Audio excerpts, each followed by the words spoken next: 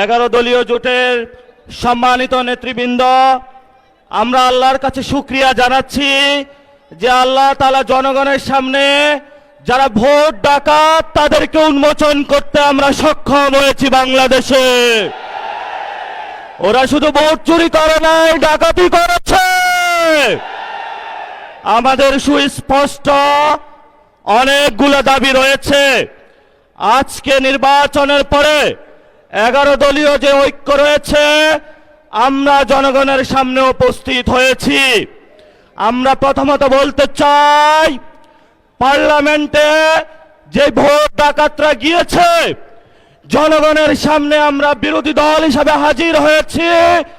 আমরা রাজপথে থাকব।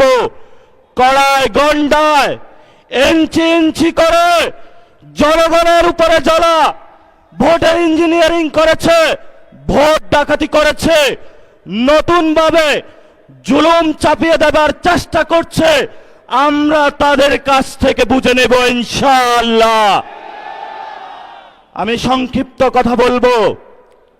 আমাদের ভাই শহীদ উসমান হাদি আজকে আমাদের মধ্যে থাকতে পারতেন। সংসদ সদস্য হিসাবে ঢাকা 8-এর আল্লাহ ওনাকে শহীদ হিসাবে নিয়ে গিয়েছেন। আমরা বিচারের দাবিতে মাঠে গিয়েছি। আজকেই যেহেতু বিরোধী দলীয় যাত্রা হচ্ছে এই বায়তুল মোকাররম থেকে, আমি সরকারের কাছে আহ্বান জানাবো, দেশের কাছে আহ্বান জানাবো, প্রশাসনের কাছে আহ্বান জানাবো, আপনারা দ্রুত গতিতে শহীদ উসমান হাদি ভাইয়ের হত্যাকাণ্ডের বিচার যাতে হয় সেই উদ্যোগ নিন। আমাদেরকে এতদিন বলা হয়েছে বিচার এবং নির্বাচন মুখোমুখি দাঁড় করাবেন না। আমরা মরিয়া প্রমাণ করিলাম যে আমরা নির্বাচন বিরোধী নই। এখন সময় এসেছে শহীদ উসমান হাদি ভাইয়ের হত্যাকাণ্ডের বিচার করতে হবে।